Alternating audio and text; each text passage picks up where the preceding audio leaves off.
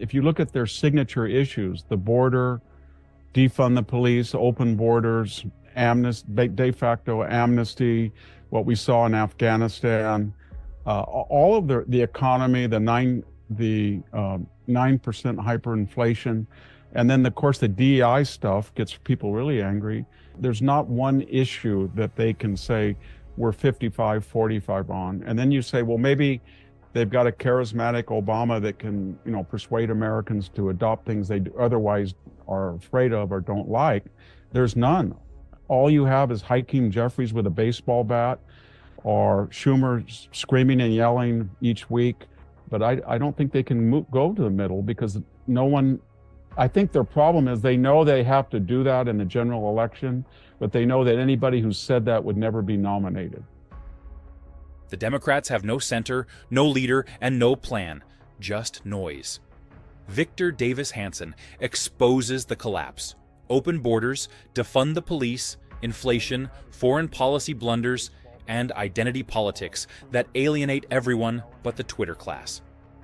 Meanwhile, Trump isn't isolationist or interventionist. He's transactional. Kill Baghdadi. Avoid forever wars. Deter with force, not fantasy. He's not pretending to be a savior. He's aiming to stop the bleeding. This isn't 2008. The left lost its hawks, lost its pragmatists, and now it's losing the country.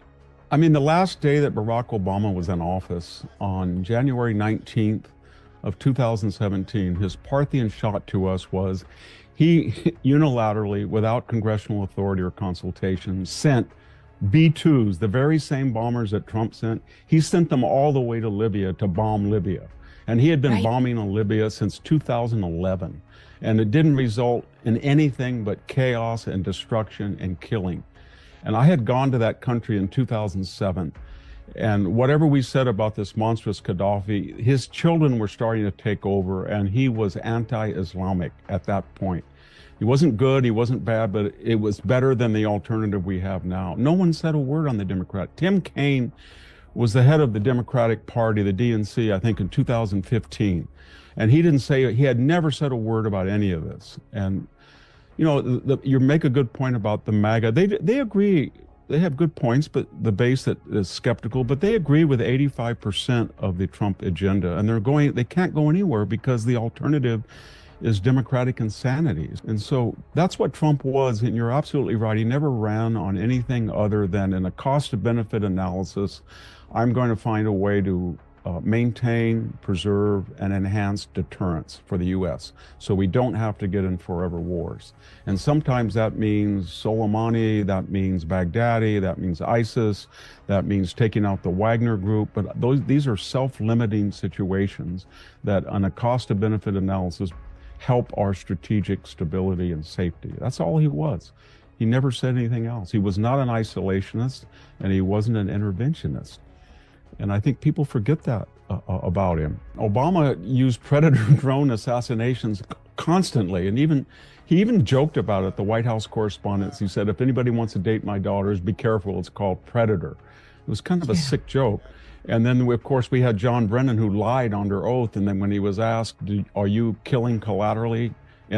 Well, no, we haven't killed. And then he had to retract that and apologize for perjuring himself. And then we get into Joe Biden. I mean, there were 300 attacks essentially all over the Middle East that he didn't respond to. But finally, he did a little bit, 4 or 5 times. But he did. No one on the left said you can't hit back, or you can't preempt unless you have congressional authority. So, and the same thing with the Houthis, both Biden and Trump, but Biden anemically responded or preempted and attacked the Houthis. So it's kind of, I mean, there used to be people within the Democratic Party that were to the right of Donald Trump, believe it or not. You can see those old clips of Hillary Clinton asked when she was contemplating a run for the presidency, what would you do about Iran and the nuclear? She said, it sounds horrible, but I would obliterate it if they were getting a bomb. And I'm not condoning what she said, but that was a strong wing of the Democratic Party. And that is completely vanished now. And partly because there's kind of a nihilism, there is a nihilism now in the Democratic Party. Whatever Donald Trump says or does, it has to be evil and stopped. at all cost. And the result of that extremism is they become characters of themselves. They really have. Had he had this attitude before he reached out to Putin, he would have had a lot more trouble with the MAGA base. But now he can say to them, I took a lot of flack trying to be fair to Putin. I bent over backwards, and we have no choice unless you want me to do something like Afghanistan and just give up on Ukraine. And you know what will happen. It'll be a humiliation for our entire party if they overrun Kiev. And they can if we stop supporting. So he's gone more than halfway, and that's important for his base. I think the problem, what he didn't realize, is that Putin understands that he already had the Crimea, he already had the Donbass, and de facto he knew that Ukraine was not going to be in NATO. And then he's now 50 or 60 miles in many places beyond the Donbass or Crimea. But he's lost 1 million dead, wounded, and missing. And he's got to tell the military and the apparat and the oligarchic class back there, I lost 1 million casualties, and it was worth it because, and they're going to say, because what, Vladimir? We already knew we had Crimea. We were never going to give it back. We were never going to give Donbass back. We knew they weren't going to get in it. What can you show us was worth 1 million casualties? And so he thinks he's got to keep going westward, or he thinks he has to somehow terrorize Ukraine into submission, or he thinks the United States is going to bail on Ukraine. And that's not going to happen.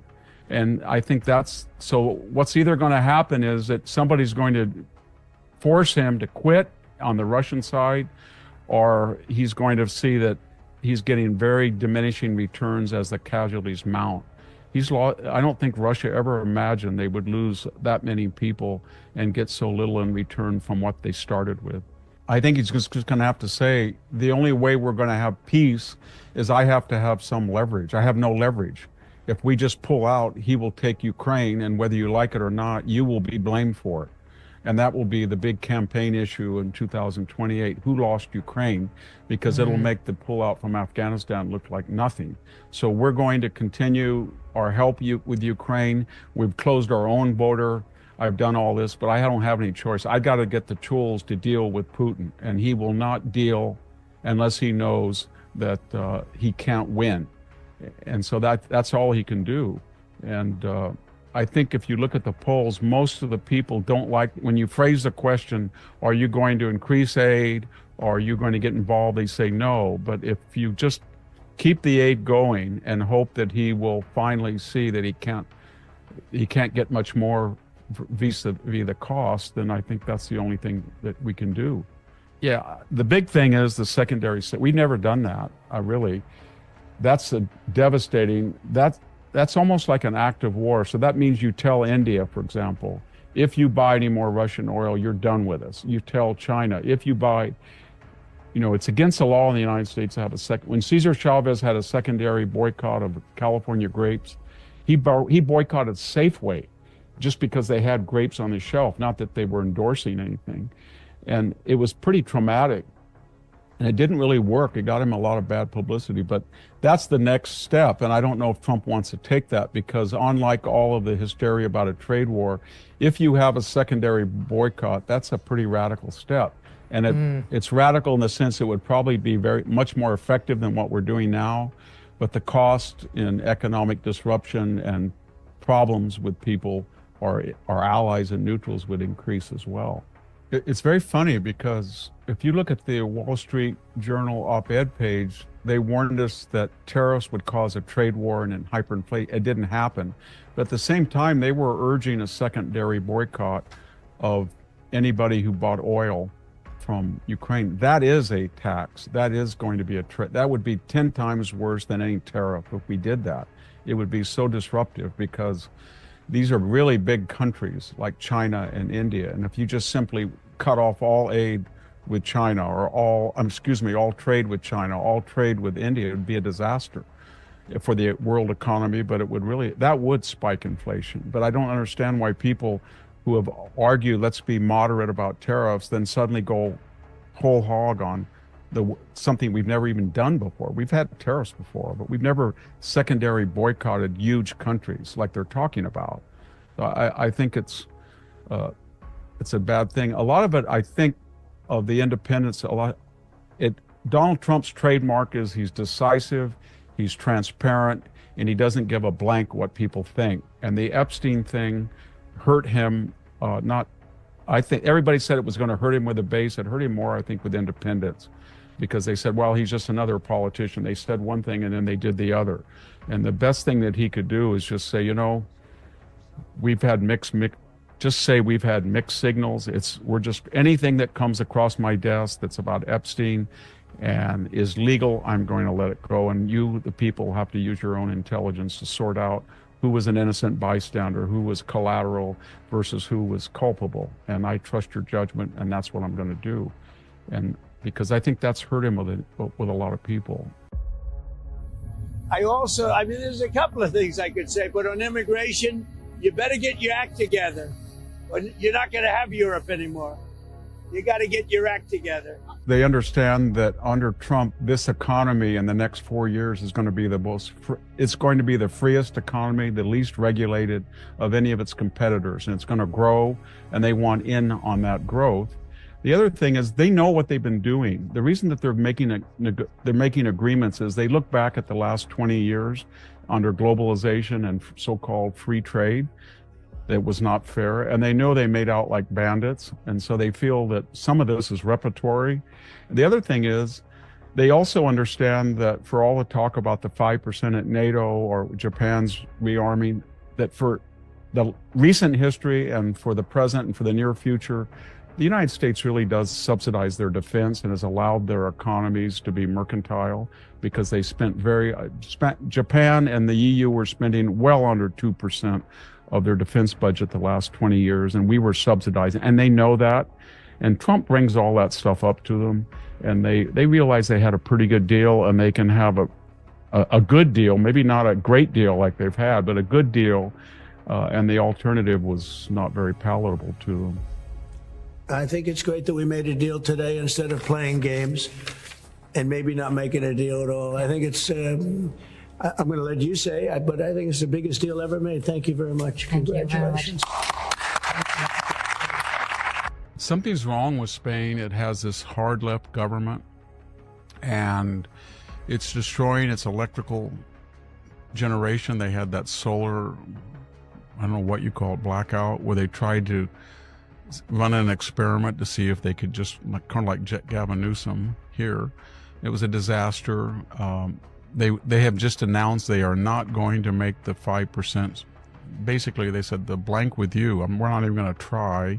They haven't made the 2%. They said they may or may not do that. To NATO, their payments to NATO. Yes. So they've gone on this left-wing trajectory at the same time that the right is gaining strength.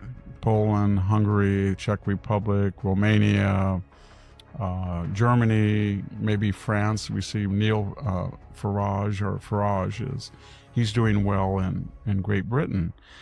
So it's a problematic country, and it's very anti-American. I was there last summer, and it's booming with tourists. It looks very affluent. I first went to Spain in 1974, and it's just unrecognizable. It's so much more affluent, but long and the short of it is it's a hard left government, socialist government, and it's drifting away from the currents abroad. The currents are moving to the right, and Spain is moving to the left.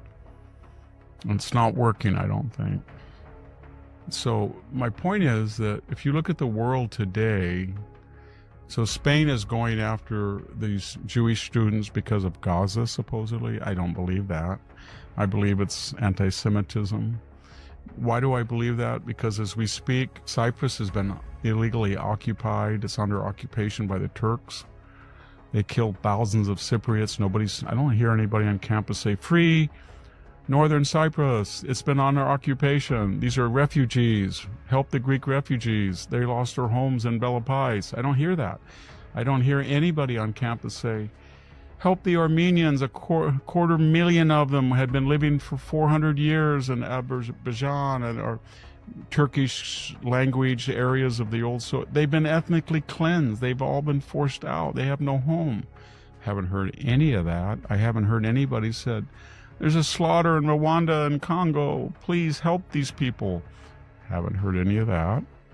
If you're talking about refugees, I haven't heard anybody said, there were 5 to 6 million Poles who were ethnically cleansed from what is now Western Ukraine by the Soviet Union. They have no home. Where are the Volga Germans? Stalin put them in camps. They had never got their land back. What I'm getting at, it's very selective. I get a little upset. I was walking across campus in October of 2024, last October, and at Stanford, there were still protesters. The camps were gone. They had been there for months after October 7th of 2023. But this young Palestinian looking, I mean, they had the scarf on, was yelling about something. And I said, "Are you talking about displaced people?" And she said, "Yes, all the ethnically cleansed." I said, "You mean the million Jews that were ethnically cleansed after the 56, 67, 73 wars from Baghdad, Damascus, Cairo, Amman? They had been living there for 6, and since the Inquisition, 500 years. Oh, what are you talking about?" I said, "You know that Israel accepted almost 1 million Jewish refugees, that the Arab world, once Israel was created, just forcibly either killed or forced out." No, but my point is, it's all selective. They don't know anything, these students. I have an apartment, and to get to my office on campus, I have to walk across the free speech area. So when they come up, I usually talk to them very politely, quietly.